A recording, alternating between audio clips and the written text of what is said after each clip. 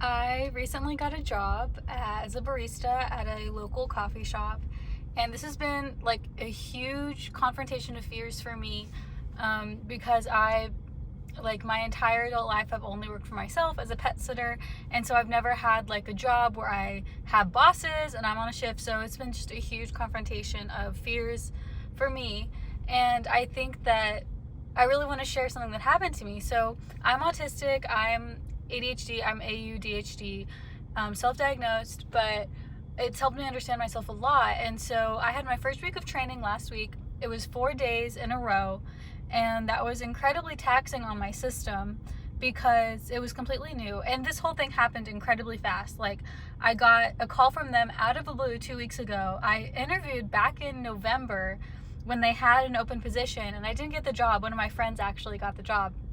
And so I wasn't expecting a call from them, but then I got a call, 2 weeks ago, and they said, "Hey, we'd love for you to come on and work for us." And I was like, okay, well, this is what I've been seeing the signs for, because I was getting so many signs from spirits that like something is coming to help with your finances, and it's something you don't necessarily expect. And so I called it, and I was like, okay, this is definitely like aligned. This is the blessing. And I knew that it was going to be like just a huge opportunity for growth for me.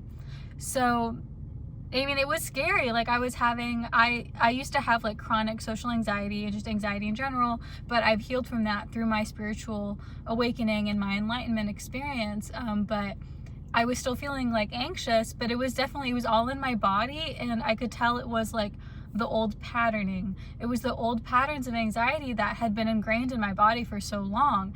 And it's funny because it's like, there's a disconnect between my body and my mind. I wasn't going through the loops necessarily. I would kind of like start a loop. It'd be like it would open the loop where my mind would like envision being in the environment, and it like wanted to keep going and like to go down the rabbit hole of like, these are all the negative things that could happen. But it was like, it would open it and the scenario would be in my head, and it would be like I would be there in that environment of like the coffee shop. But then I'd have to be like, no, I'm not going to ruminate. If anything, I'm going to say, no, it's going to be great. It's going to be great. So I was like working really hard on my affirmations and everything in preparation. But anyway, so I worked those 4 days, and before my last day of training, my first week, I was like, I really need 3 days, because it was Tuesday through Friday. And I was like, I need 3 days. 2 days is not going to cut it, because I really need to rest. First of all, like, I need at least 1 day just rotting in my bed, watching my comfort shows, cuddling with my dog, journaling, just being completely no expectations. And so I was like, no, I need 3 days. So I was like really kind of turmoiling, like, to ask for 3 days. And I talked to my dad, and he was like, no, you shouldn't. You should just be glad for the 2 days. Like, you just started and you're going to ask for 3 days off. And I was like, well, I don't really get that. And also, it was like, when I start working on my actual schedule, I'm only scheduled for 3 days, and then 4 days, 3 weeks. So the most I would be working would be 4 days in a row, and I would have 3 days off. So I'm like, well, my schedule is going to be at least 3 days, 3 to 4 days off. So why does it matter if I do it now? So anyway, I had like a good conversation with my mom about it, and she gave me some like techniques about how to bring it up. And I was like just having so much fear and anxiety around asking for 3 days. And I was like, my whole thing is that I don't make decisions out of fear anymore. I make decisions out of trust, out of faith. I'm not a fear-based individual. I'm a trust-based individual. And so I'm like, the only reason I wouldn't bring it up would be out of fear of disappointing my new bosses, out of seeming like I'm needy, fear of confrontation, fear of them saying no, that I can't have it. And so I'm like, no, I don't make decisions out of fear, first. And secondly, like, I told them that I have a history of anxiety and depression, that I am neurodivergent, like, in my interview. And I also had a conversation with one of the bosses when I was training that he's very chronic ADHD, and I told him, like, I'm autistic and I have ADHD. So, we had that conversation. And so I was like, here's the other thing, is like, if me asking for 3 days is going to be a problem, then this isn't the right job for me, right? This isn't a good fit. And it would be harmful for me and for them if this isn't that kind of situation that will work, right? Because then it's not good for me and it's not good for them. And if this isn't the type of job where I can ask for 3 days, then it's just not a good fit. And, you know, they'll be better off knowing that now. So then I can, you know, stop my training, just get paid for the days I trained, and I can move on and maybe look for another job. And they can move on and look for another person, right? So I was like, you know, it's good for me to do it now, so then we all know, because it's much better than me, you know, that like starting off in this culture of I need to come in and like I can't ask for my days off, I can't ask for my needs, right? So it's way better to know now than like in a month from now, me being completely burned out and being like, I can't work here anymore. So I was like, you know, there's only good things that can happen from this. So I was all, you know, not like super anxious, but like, you know, just low level. And I had this big plan that I was going to be like, you know, use the shit sandwich method, which is like good thing, bad thing, good thing. So my mom was like, here's a good example. Like say, oh, I learned so much in training this week. It was been so good. Everyone's so nice. But it's also been really hard on my brain because I'm neurodivergent and all this novelty is really difficult.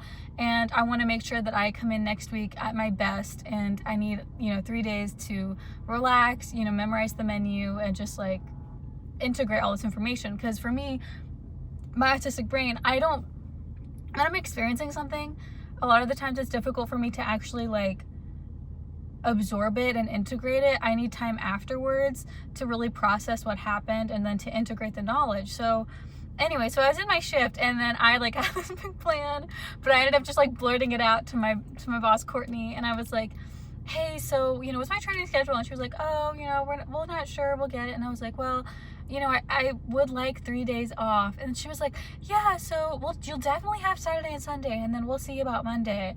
And I was like, crap, I blew it. Like, I didn't do the shit sandwich method. I just said I would like it, and I didn't communicate that I needed those 3 days. And so for like the last 2 hours of my shift, I was like, oh, what did I do? Oh, you know, I'm exaggerating a bit, but I had just had this level. I was like, I didn't communicate myself well at all. And so I was like, no, like, you know, I'm resolved. I'm going to say it again. So at the end of the shift, Courtney was like, you know, you're doing so well. You're doing a great job. It's really just like being, you know, just getting more comfortable making the drinks and knowing where things are, but you're doing great.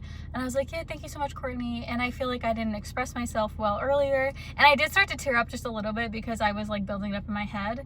And I was like, I didn't express myself earlier, but this has been a lot, and I'm neurodivergent, and all of this new things is really hard for me. And so I really need that Monday off. I need 3 days. And she was like, immediately, she was like, yes, of course, we'll do that. And so I was like, okay, yay, thank you so much, Courtney, that's so sweet. And she was like, yeah.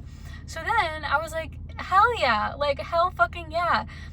Just goes to show for you that like when you advocate for yourself and you speak your truth, like people want to work with you. And the other thing is like they want me to be like successful. Like they're training me because they're making an investment in me, right? They want me to be a good worker and to enjoy myself, right? And so like they want me to do well. And so it was just such a weight on my shoulders. It's like, yes, this is what you do. You have to advocate for yourself. So, you know, and then here's the other thing. Then I got my schedule on Saturday morning, and they give me an extra day off. So I'm off today too. So I don't work until tomorrow.